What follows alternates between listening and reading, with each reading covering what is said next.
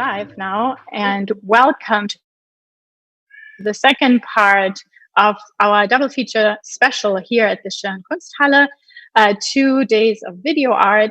My name is Ilka Voermann, and I'm very happy and very honored that I have the pleasure of talking with Monira Al Qadiri tonight. Welcome, Monira. Monira, sorry.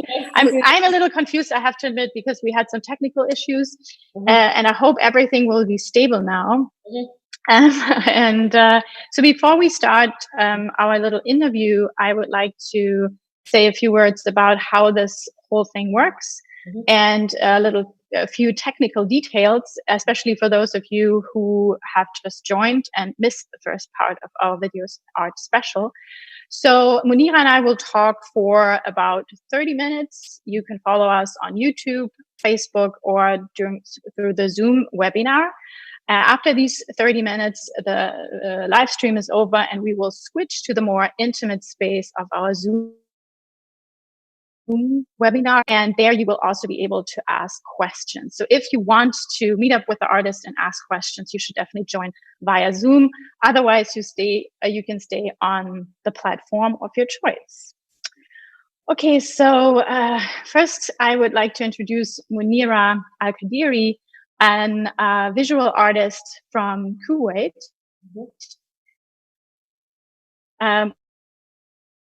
Or more precisely, you grew up in Kuwait, but you received your education mostly in Japan. You stayed in Japan for 10 years, then moved again to Beirut, then to Amsterdam, and now you live in Berlin. So a lot of traveling in your life. But you received your entire education in Japan. That's correct, yes, right? That's true. And you also wrote a dissertation with a very interesting topic, the aesthetic of sadness in the Middle East, which is also very important for your entire work, I think. Yes, that's true. So you were a guest at our double feature special or our double feature series in 2017. And you brought 3 films with you back then, Father of Pain, Behind the Sun, and Travel Prayer. And those are very different films when you look at them aesthetically. But I remember when I prepared for this talk, I watched the recorded video of the interview of you and my colleague, Matthias Ulrich. And you said to him, well, they're all very different, but they're also connected because my work is an extension of myself. I'm in all of my works. So what is your connection to the film you choose for tonight, to Diver from 2018? Well, Diver is a very special work that I was trying to make happen for 7 years until it actually happened. I think because it was such a strange, with art, sometimes when you write about it on paper, it's a completely different world than what you are imagining it to be. And, part of the reason why I make art is because I cannot explain it in words. And so when I tried to make it happen, it was just difficult to explain it to people. What, women wearing, synchronized swimmers in the sea, and what is going on here? Like, it was just difficult to make everything come together, but it's a very personal work about, honestly, about my relationship to my grandfather, who used to be a singer on a pearl diving boat in Kuwait. Because pearl diving was the main industry before oil. And that kind of culture and history all kind of was swept away overnight when oil happened, because also it was such a difficult practice, very difficult trade, people would get sick and they die, and it wasn't an easy life. And, you just sell a few pearls and make a little money, but that's it. It's a history of really extreme poverty. And that kind of got swept away, and we kind of only have like little sanitized parts of this history told to us as Kuwaitis. It's always like, oh, the pearl diving is so beautiful, and people are singing on boats. They make it very romantic. But the reality obviously wasn't that at all. And it was sorry to interrupt. They stayed also on the boat for a very long time, right? Yeah, like months at a time. Yeah, like 3 months, 6 months. So it was not going out with like the fisher boat going out in the morning, coming back in the evening. No, it was really like going deep into the ocean. And they would also go travel to Iran and India and Zanzibar and different places in order to find these pearls and also sell them. So it was a very difficult thing, but it was also kind of made them somehow worldly. Like all of the divers could speak a lot of different languages, including my grandfather, because they would land in these different ports. And they have to make, ends meet. Make connections. So I always felt like this history was because my life is so different as a post-oil baby. I always felt like this history is a fiction, almost. It's like some Disney movie that somebody dreamt up in a government PR office. I always had this strange feeling that it's like made up, and and I never met my grandfather. He died before I was born, so it's always like, is that really real? Did he really live that life? It's just so detached from us, like in our AC bubbles, and like, how did they live even without air conditioning at that time? And it's like, Kuwait is extremely hot. It's like last year it broke the world record of ever recorded temperature, 72 degrees Celsius. Yeah, and also the diving process itself. Yeah. I mean, I looked into this a little bit, and I saw, when we hear diving, we think about, suits, and you have your oxygen with you. But in fact, it's, I saw some vintage photos, like old photos, and they would kind of hang on these, very simple constructions, and they're kind of like floating.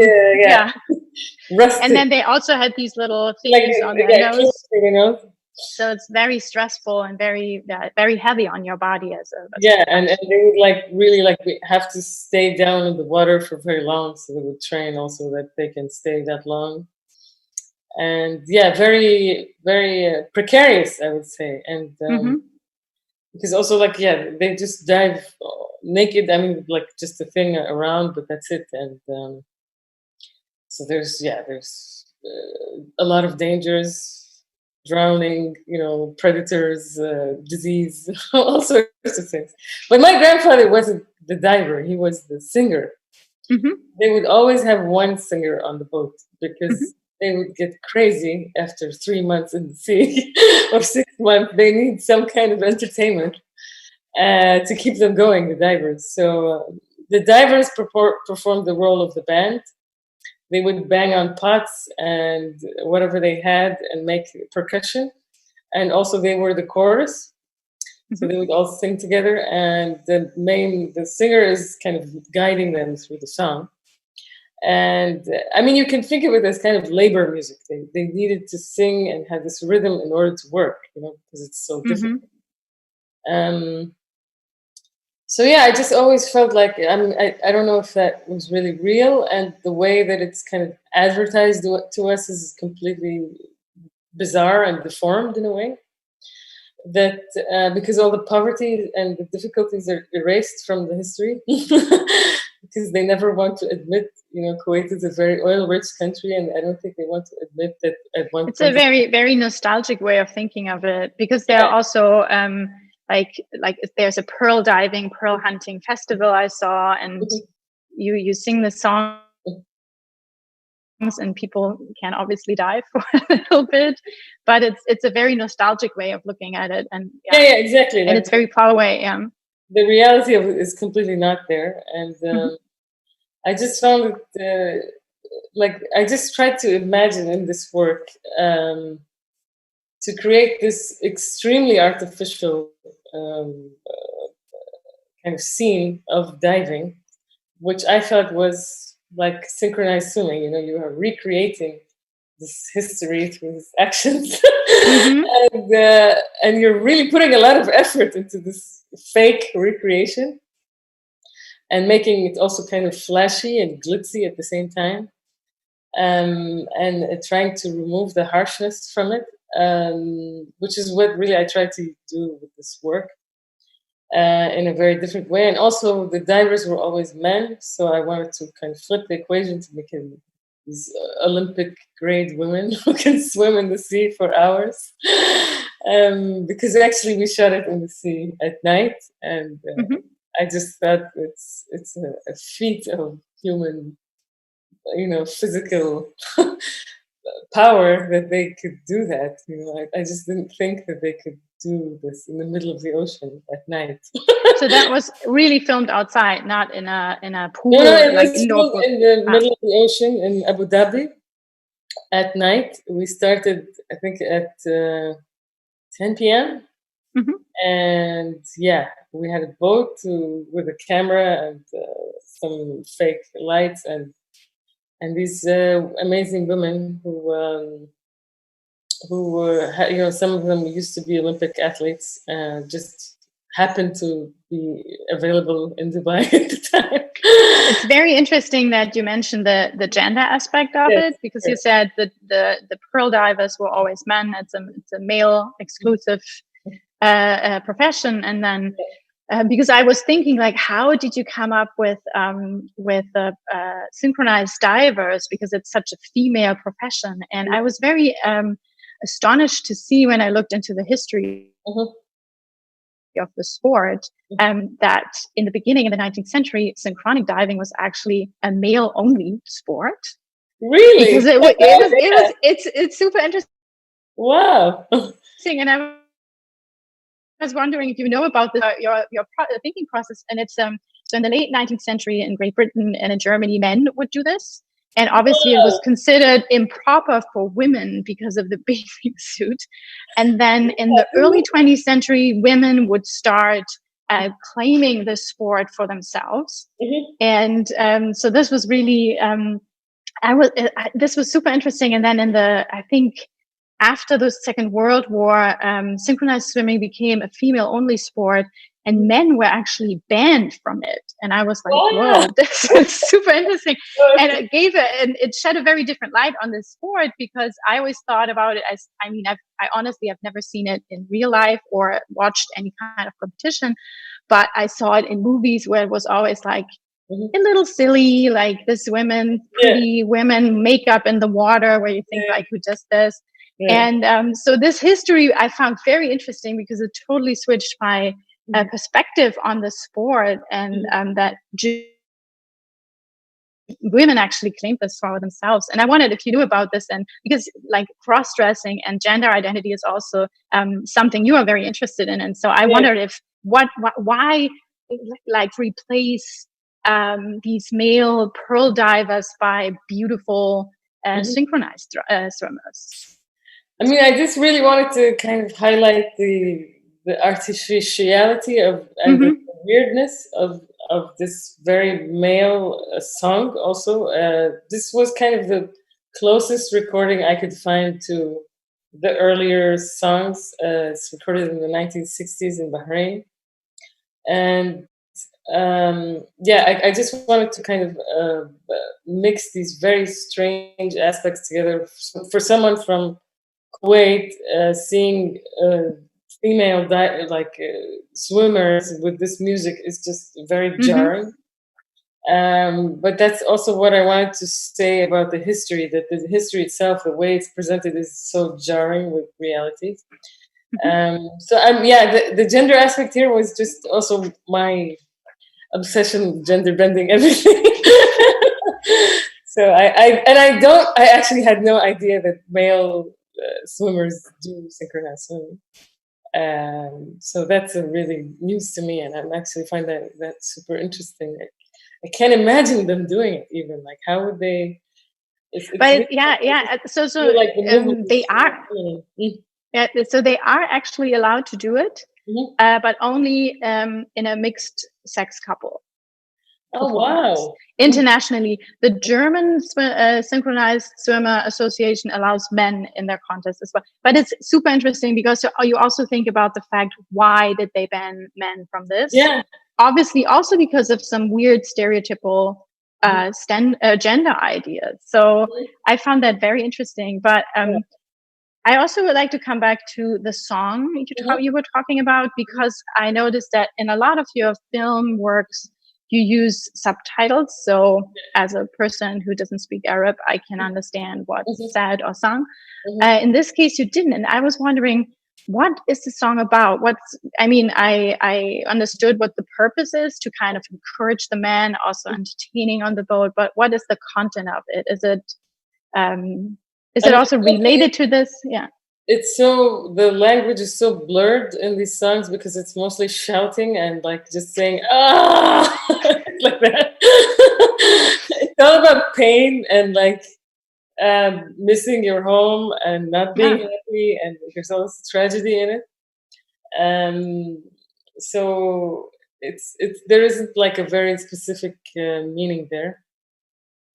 I really just wanted to highlight more the kind of the screaming, the intensity of the voice, and the sounds and all of that. So it wasn't really about the words here, but a lot of my works that are videos are somehow music videos, and I don't think of this in a different way. It's just that unfortunately the format of the music video, the medium, has been hijacked by commercial music and not very much thought of in a different way. Like you could have a very old song and create a visual illusion to go with it. I mean, for me, as someone who grew up in the 80s, music videos really impacted my life and my artistic visions in so many ways. That it's just the way I think about art is in this music video mode all the time, unfortunately.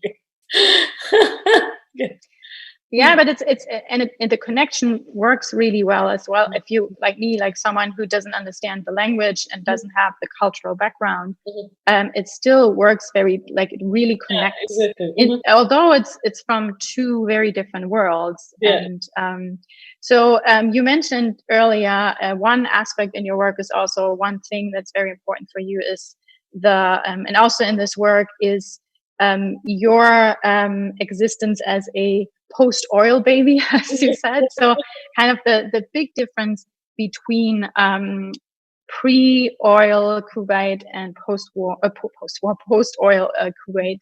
And in the film, it's also interesting how you combine the aesthetic of a pearl, especially in the outfits, and the aesthetic of oil. Can you talk a little bit more about this and about the qualities of both? Yeah, I mean, I've been working on this for quite some time. I think almost 10 years now. I just wanted to think about kind of the aesthetic connections I could create between me and my grandfather, because I always found that there was this rupture in history made by oil, and that I cannot relate to him in any way. So I started to research kind of things that could link us together. And I discovered that pearls and oil have the same color scheme. It's this dichroic color, like an iridescent color scheme. And I did all these color studies, and it kind of works, It's just on lighter and darker sides of the spectrum. So I started making works around this, let's say, visual signifier, which is this iridescent color scheme, and then I wanted to make these synchronized swimmers somehow look iridescent and float on this black water that kind of looks like water, but it also looks like oil. So I was able to make these kind of costumes that are iridescent, and also the swimmers themselves didn't find it very flattering because it kind of looks alien-like, and their only request was they could keep their makeup on. I said okay, because they're really interesting. Although you don't see it so much in the movie because it's quite dark, Yes, but I thought it was beautiful in the end that we could also kind of negotiate where they were comfortable and where I wanted this. And Yeah, actually, I think the makeup in the end was kind of works with also this artificiality of the whole situation. Yeah. Did you also do the choreography, or was it something they provided for this? So there was the main swimmer, and yeah, I worked on the choreography with her on a rooftop pool in Dubai. And I was just amazed that, you know, they could just listen to this quite abstract music and come up with a kind of routine very quickly, actually, which was really interesting. And most of the time I was just in awe and saying, yes, right. And I did a little bit of direction, but otherwise it was just like, it was like magic. I couldn't imagine how these bodies move like this. Because you said the music is very rhythmic, but not something you would, like, if you get some kind of music out of your mind, you would use for this kind of sport. This wouldn't be something you would choose, like, right out of your head. Yeah. Exactly. Yeah. It fits. Yeah. And yeah, the whole process of making the work was so stressful and crazy, and you know, it was just like last minute, and everything somehow magically came together. And they actually did the routine in the middle of the ocean without taking breaks for like 30 times. And they kept going and said, you know, do you want me to do it again? Take a break. Don't you want to take a break? No, we're fine. And then it's just like legs in the air. I said, well, I don't understand the world. It's really amazing. Sometimes, you know, you think of things and you have these crazy ideas, but then you see them in real life, and it's much more than you could ever imagine. Like the power of it. Yeah. But it's also an interesting parallel to the idea where you're coming from, like the pearl divers who had to be so strong and had this very I mean, sometimes we look at synchronized swimming, you think like, it's just exactly. It looks so effortless, right? A belly or whatever, but very, very, very stressful, and you have to have a lot of skills. It's not just that you have to be a good swimmer; you have to be very athletic and also smile at the right part. So it's sport, but it's also performance. So it's and that's kind of interesting to combine with the origin of your story. So yeah, I mean, the idea also about labor, it's diving for pearls was labor, but it's also, the pearl is just a decorative item. It's not something you need to live or eat, or, you know, it's decoration that they could sell to rich people to make some money to live. And I just felt like also this kind of the synchronized swimming in a strange way, it's not something you require, or like, if synchronized swimming disappeared from the world today, nothing would happen. Same as with with pearls, you know, it's just like these decorative, almost ornamental things that we need as humans somehow, even though there is no real kind of physical need for them. So yeah, but I just felt that this kind of correlation of this labor of diving to get a decorative item, it's completely different kind of labor to this kind of water dancing, but it's also labor in a different way. There is a huge amount of effort, physical effort, to make this happen. Yeah. What one aspect in your work is also to think a lot about the future of what you call petroculture. So countries or cultures that are very dependent on oil. And in divers, you can see you have, or not divers specifically, but in these kind of two elements, the pearl and oil, that have so many similarities aesthetically. You have the past and the present represented. So what would be the future for you? So the idea is that you know, the pearls failed and the oil will fail very soon, I hope. And the thing that will keep living in the future is this iridescent color. That it will shape shift into a different form and come back again. So this is the idea that I'm trying to create this character around this color somehow. That it's the color of the history and the present and somehow the future. That it will just come in a different form. That it's so, the yeah. So that's okay. That's interesting. So that kind of like pearl and and oil and whatever happens in the future is aesthetically connected. Yeah. Who knows? So you just said the word alien, and that's actually a nice transition to my next question. We also have to look a little bit on the time, but I think a few questions I can still ask. So in the beginning, I said a little bit about your life and that you lived and worked in very different places like Kuwait and Japan and now in Europe. And in a lot of interviews, you said like how much this feeling of not belonging, of being an alien influenced your art.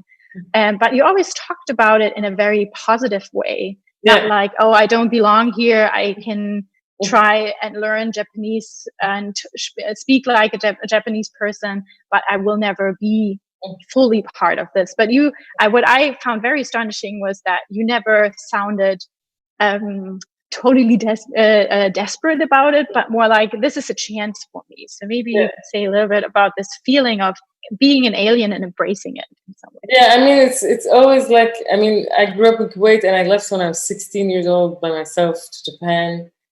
And then I went to Beirut and now I'm in Europe. And it's just like always, and even being in Kuwait, my parents were somehow super liberal, and that was very strange in Kuwait. My mother is also an artist, and so even like from the time I was growing up there, I just never felt like I belonged to this culture because of so many reasons. And then also in Japan, so I think I've always been this kind of like I kind of can access these cultures and really go deep into them, but I'm always observing them from the outside. And I actually love this kind of thing now that I accept it. I think it's always interesting to have distance because you can see things differently and more with objectivity somehow and reflect on them. And and it's my being and also my art is this cultural mishmash. I don't like to even say the word hybrid. I like the word mutant because it's like an arm from somewhere else and a leg from this place. I just feel like it's Frankenstein, and I like this kind of monster character. I think it's super interesting, and probably in the future, most of us will be like this. It's like cultural purity, as we understand it, also was a kind of a fiction. Because there's so many different histories and different influences that we just try to always clean out somehow, and that's the same everywhere. I really believe that. And as the world becomes more and more integrated, it's like inevitably going to happen. And I just think that we're all going to be this kind of mutant Frankenstein people, which is great. What's wrong with that? And do you think from this experience, also from working in different places and showing your work in very different cultural surroundings, do you think that your work is perceived very differently in different places in the world, or is there a universal? Do you speak a universal language, or do you have the feeling? No, okay. No, I thought this was the biggest lie we've been told, that art is somehow ubiquitous and everybody interesting. the same way. I think it's total, a fallacy. I think like art is practiced differently and experienced differently and consumed differently in different places. And that is really not a bad thing. I mean, my work in one, place is like people think it's a comedy, and then I showed in another place and people are crying, and then another place and people like, oh, it's very artistic. So it's just like I've just stopped thinking about who will receive my work how, and also it has a life of its own. Like I've been censored many times for very bizarre reasons that are really arbitrary. Because somebody saw something on the news that looked like something in my video that was made before that news happened. It's just really interesting how these things happen. And I'm not upset about it. I really like that it's seen in so many different ways, and that people can have such strong reactions sometimes, almost like aggressive. Yeah, but I mean, I'm always trying to convey this kind of sense of tragedy in my work, and it's always somehow funny. And I think that's also like, even as an artist, you cannot control how you create something. In the end, it's always morphing into something else, and that's great. Yeah. So I have one final question, and then we will end our live stream and switch to our Q&A section in the webinar. And you don't have to answer it too detailed if you don't want to, but I was wondering, what are you working on right now, or what are you looking at right now? What's your main interest at the moment? I'm really, I just find it very strange that before the pandemic, I was making this work, and somehow there was a line in it about the great disease coming. And also my husband, who's an artist, his name's Raab, he was making a work about wild animals and death. And so sometimes I'm really thinking about, somehow, I don't know why, but sometimes artists have this fortune teller aspect to their work. You're always trying to kind of reflect on the current moment or something like that, but then sometimes you can see the coming moments. It's just strange. I don't know. I'm starting to become superstitious a little bit. So I'm thinking a lot about fortune telling as an art form. It's interesting. I saw you also did a performance on ghost reading, Japanese ghost reading. Yes. So that is also kind of connected. Exactly. It's about death and history and the future. Yeah. And the first time I made a work about oil, this giant oil drill called Alien Technology, I made the work, and then 2 weeks later, the oil market crashed.